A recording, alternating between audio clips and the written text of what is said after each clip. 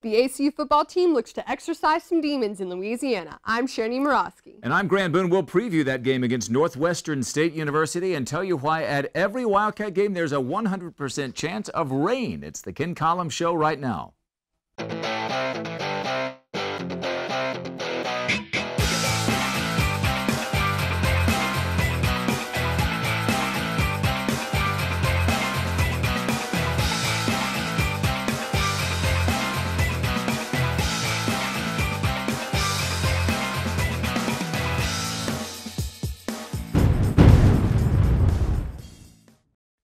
Welcome to Week 10 of the Ken Collums Show, presented by Lawrence Hall. I'm Grant Boone, joined by ACU senior journalism major Shera Niemirowski and the head football coach at ACU, Ken Collums. Coach, last week, 15-13, a narrow loss to the unbeaten and number 7 in the nation, McNeese State Cowboys. You told me earlier this year after a loss that got away from you, it doesn't matter what you lose by, it's no fun. Yeah. You had a little bit of that on Saturday. You got to win the game. That's the reason we do all this, and it's not just to compete, but we are in a transition period, and when you're in a game in the fourth quarter, man, you need to win the game, especially against the McNeese State Cowboys, because there's not a whole lot of teams that are two points down toward the end of the game, with a chance to win it. But our guys played hard. I was proud of them. Coach, you've had some close losses. You've had some not so close losses. Is it any harder to get this week going, this past week, after such an emotional loss? No, it's not. The fact is we need to get a win, and our guys, they're practicing well, and this is a teaching period, and you have to use it as such. I told them throughout the week, life's not fair. You don't get everything you deserve, so don't expect that. And how you respond to things like this that's who you are. The lens that you look through is going to determine how you come out of this. And we're all learning, but we're all tired of learning, so we're ready to get a win. And I think we'll do that tonight. Okay, well, the learning process continues, and the Wildcats will try to take down the demons of Northwestern State tonight. We'll take a look at that game a little bit later on in the show, but when we come back, highlights from that top 10 tug of war last Saturday. Glad you're with us here for the Ken Collums Show, presented by Lawrence Hall. Welcome back to the Ken Collums Show, presented by Lawrence Hall. ACU welcomed in 7th-ranked McNeese State with designs on spoiling the Cowboys' perfect season. With a look at the highlights, here's Daniel Zepeda. Redshirt freshman Dallas Seeley got the start after splitting time with Parker McKenzie. Seeley and the offense got off to a rough start after throwing an interception on just the second play of the game. The Cowboys would capitalize with a field goal to go up 3-0 early in the first. The offense would get going as Seeley ripped off a 26-yard run to the McNeese 31-yard line. Seeley finished the game with 29 rushing yards against a very stingy McNeese defense.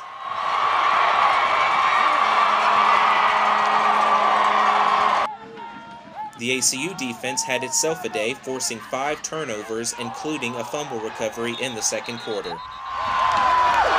Junior defensive lineman Josh Bloom breaks past the offensive line for McNeese for the one-handed sack on 3rd down to force the Cowboys to punt.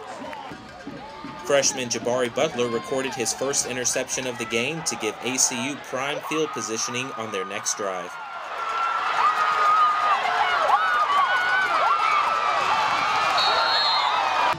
The interception would lead to a touchdown as the Wildcats break out the trick plays with a pass from running back Herschel Sims to Seeley for the touchdown.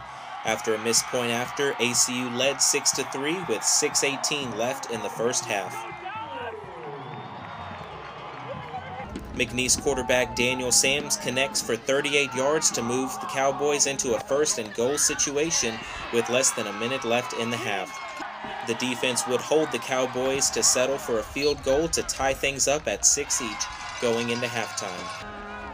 Out of the break, McNeese came out and put together a 10-play, 69-yard drive, ending on a 2-yard touchdown run by Sams to go up 12-6 after a blocked point after. The Wildcats secondary came up big again, this time with senior Lynn Grady picking off the questionable pass from Sams to give the ball back to ACU.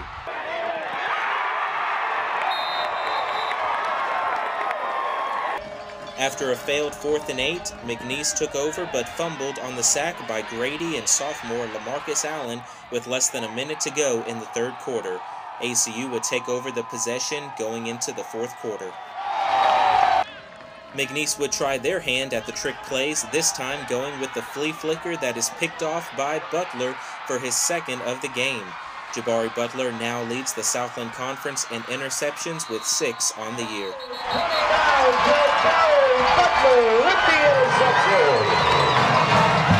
The Cowboys pushed the lead to 9 on the field goal with 4:31 left in the game.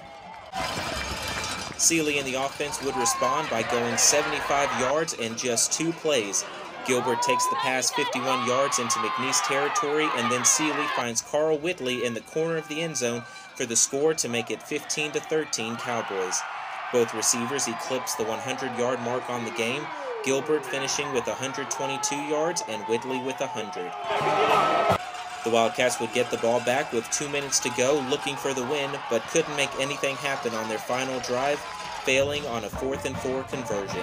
ACU moves to 2-5 in conference and 2-6 overall, and will look to Northwestern State on the road this weekend. Thanks, Daniel. All right, final score 15-13. Coach, you gave the first career start to Dallas Seeley, and what an assignment. He gets one of the top-ranked defenses in all of FCS football. And McNeese won the toss, deferred their decision to the second half, so here we go. Dallas Seeley, welcome to the big stage. First pass, a completion for 10 yards and a first down. Everything's okay. Then a couple of plays later, he rolls out to his left, pass is deflected, and it's intercepted by Gabe Hamner. Was it a good play by McNeese? Was it a bad decision by Dallas? The play kind of started on the wrong foot, didn't it? Yeah, it's a problem when you're in the shotgun and the ball rolls back to you. In your first start against McNeese, you need things to work like they're supposed to. The timing of the play was off because of that. Their defensive end, because it was a delayed snap, we didn't get enough width on his rollout, and the guy got his hand on the ball and it tipped it. And they, of course, if a ball's tipped in the air against those guys, doesn't it seem like it stays like in the air forever? Yeah. Oh my gosh! And they're gonna get there. But to his credit, and every quarterback has to deal with something like that against a good defense. When something doesn't happen your way early, you got to get over it. And some have the ability to do that, and some don't. And Dallas did. What we saw, though, after that interception was a foreshadowing of what we would see the entire game, and that is your defense, beleaguered, beaten up the last few weeks, rise to the occasion, and I think match McNeese's blow for blow throughout that entire game. They get the ball after the pick, 1st and 10 at your 35. You forced them into a field goal attempt. You then go 3 and out on offense. You have to punt. It's not a great punt. They get the ball on your 49, and they can't do anything with it. We go to the end of the first quarter, Coach. It's only 3-0 McNeese.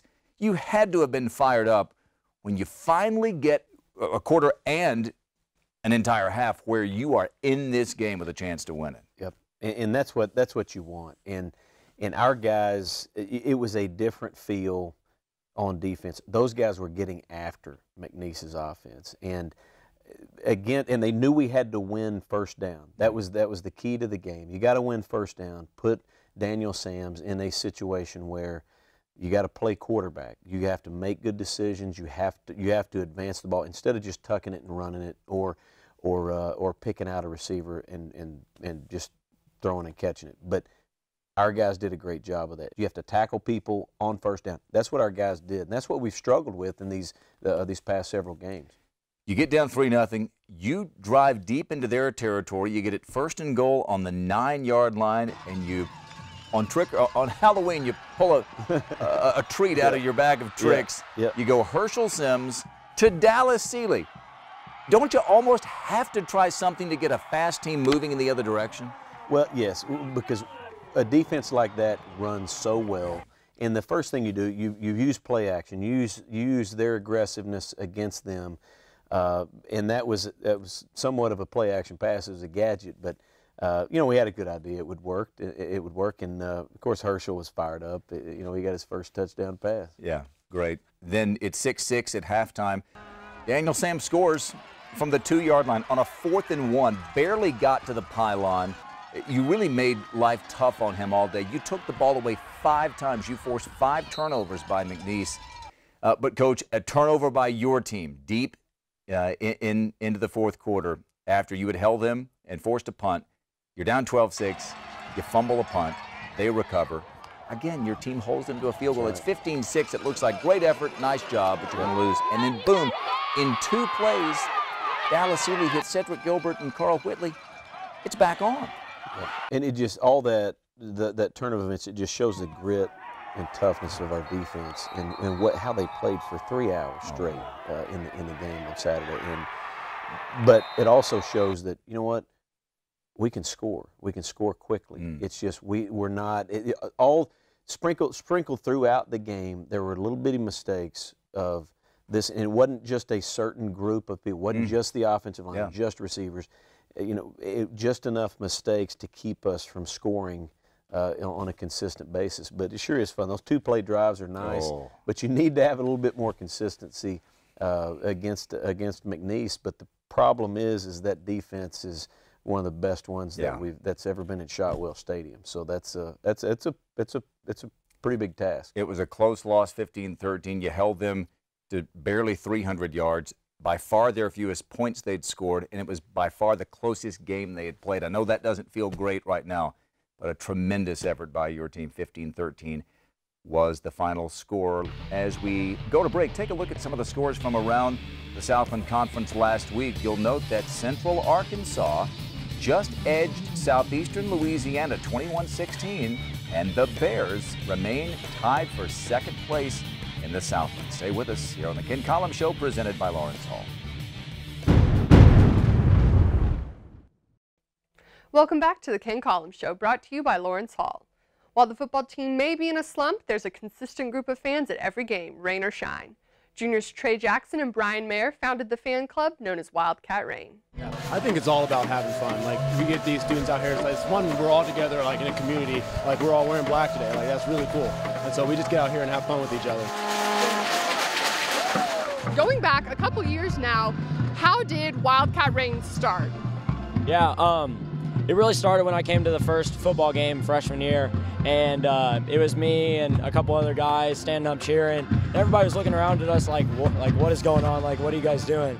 And so I was like, that's not what college is supposed to be like. So Trey and I were sitting in the dorm rooms late at night freshman year.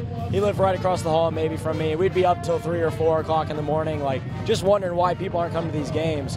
And that's really where the idea formed. And so we started, talking to athletics, and that's really when we started picking it up. We went to a summer convention this summer with a bunch of different student section leaders, so we got a bunch of cool ideas. And at that time, we came up with the idea for this massive tailgate where we have clubs and they have their own tailgate, and we try and get freshmen involved in that sort of thing. What was the mindset going into the tailgates? What other organizations on campus are involved, maybe helping you guys? How do you help others? I just went into essays off and I was like, hey, Bo, what if we got all the clubs to come tailgate with us? And so it was really just a matter of asking them to come, because they were all excited and they're ready to be on board. So it's been really great, the atmosphere that it creates. We've been able to go and talk to club presidents and everything like that, and they're really supportive. I mean, everybody on campus seems to want this, so it's really just taking the step out and really making it happen. We have 4 straight losses as a football team. How do you guys, not only you two and the actual Wildcat Rain, but how do you keep hundreds of students involved and hyped up? Yeah, I mean, the main thing is we know a lot of these student athletes and we know how hard they work. We know, they're out here before school starts in the 100-degree Abilene heat. I would probably die if I was out there for 2 or 3 hours. And they're out there every day, 2 a day practicing. And so they really deserve our support. And it'd really be a shame if nobody was out here, yelling and cheering behind them and, really bringing them up, even when they're at their lowest point. By the time you leave ACU, what do you hope to see? Yeah, we really just hope to keep growing and steadily increase attendance and everything like that from students. And we really just want to leave in a good place where there's going to be a good backing behind it, and it'll stick. It'll be something that stays even when we're gone, and something that when we come back to ACU in 5, 10, 15 years, whatever, Wildcat Rain is something big where every student is a part of this and every student is having fun at games. Wildcat Rain also hopes to see you at this year's basketball game starting in a couple weeks. Here's Jonathan Rates with a recap of the first Division I championship for ACU sports since making the move 2 years ago.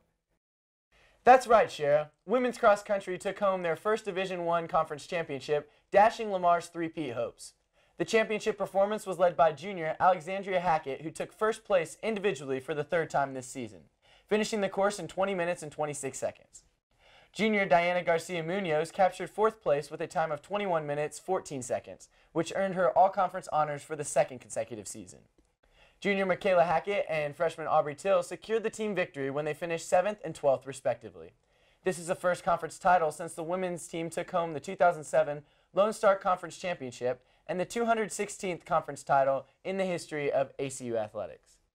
The men ended the meet with a 9th place finish for the second consecutive season. Senior Daniel Block led the effort with a 23rd place finish at 26 minutes and 1 second in his final collegiate race. Lamar won the men's title for the 9th time in 10 seasons. Soccer finished its season with a 4-0 shutout over Incarnate Word. The Wildcats celebrated the senior night win with goals from freshman Dylan Owens, freshman Sophie Standifer, sophomore Chloe Pfeiffer, and senior Rachel Shedd. The Cardinals only had 3 total shots in the match, while ACU had 26 shots with 18 on goal. The first goal of the game came when Owens faced a one-on-one with Incarnate Word's goalkeeper and managed to sneak one in from the right side. This put the Wildcats ahead in the 30th minute.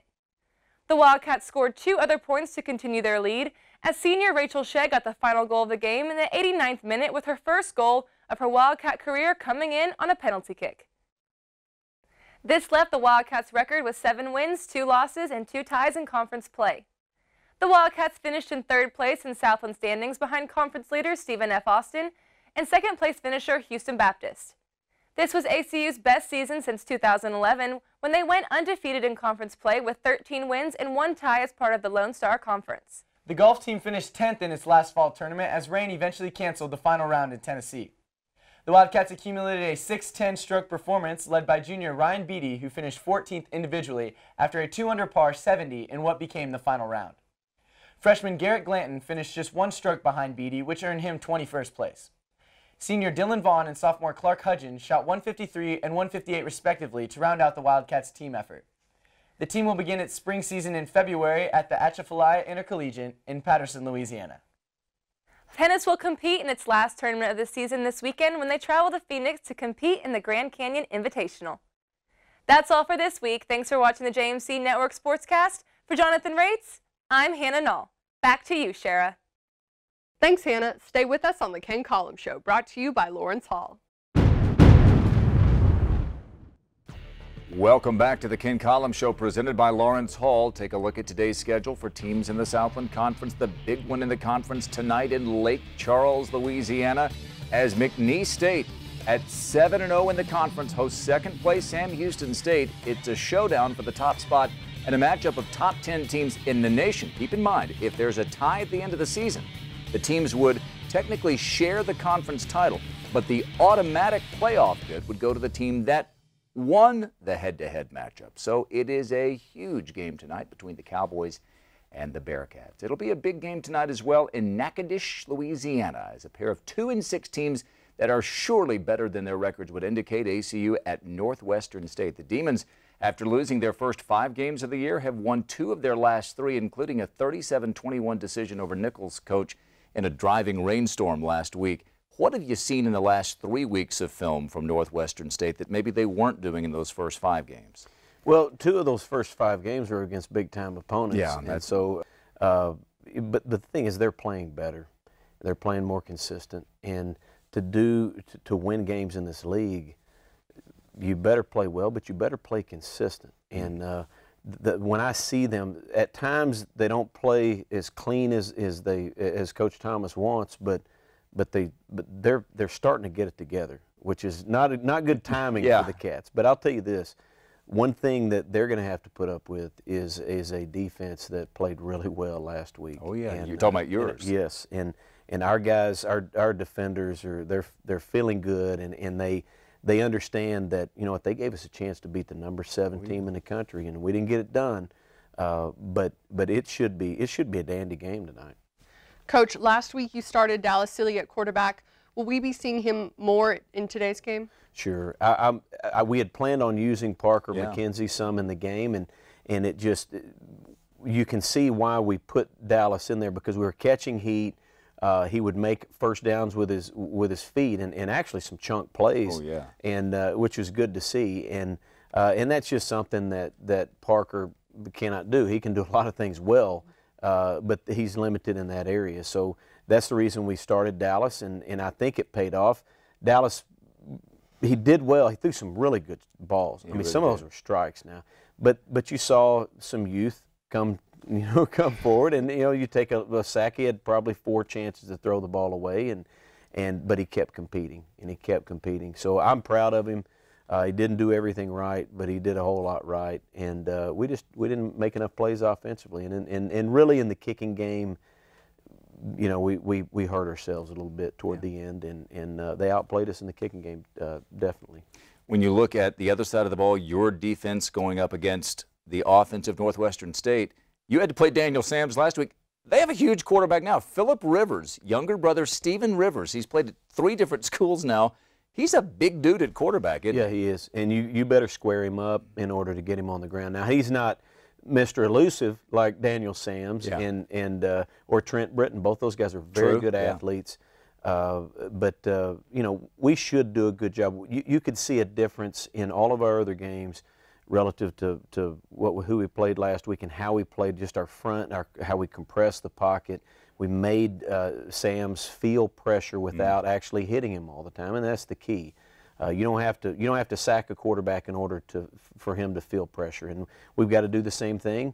And our defense played with heavy passion, and we've got to do that same thing tonight. It'll be weird to see how Northwestern State plays. They didn't throw it much because, as I said earlier, it was a driving rainstorm, and they gave it to DeMar Lawrence a bunch. He's a good back now, yes, they've got capable running backs. Yeah. I mean, everybody in the league does. Yeah. If you're looking for a day off as far as tackling a good running back in space, you're not going to get it. Not in this league. So, and not in college football. That's true. Really. Yeah. There are a lot of good running backs in high school football, and they're going to find a spot. And they may not be 6'2" and running a 4.4, but they'll be 6 foot tall and put together pretty good. And that's the hardest thing to do in football, is tackle a good athlete in the open field. So we're going to have to be able to do it. Well, it should be a fun game on a Louisiana Saturday night. Kickoff is at 7 p.m. ACU at Northwestern State. Lance Fleming and I will have the pregame show for you at 6:30 on the ACU Sports Network. For Shera and for Coach Collums, I'm Grant Boone. Thanks for watching the Ken Collums Show, presented by Lawrence Hall. Enjoy the game tonight. We'll see you right back here next week.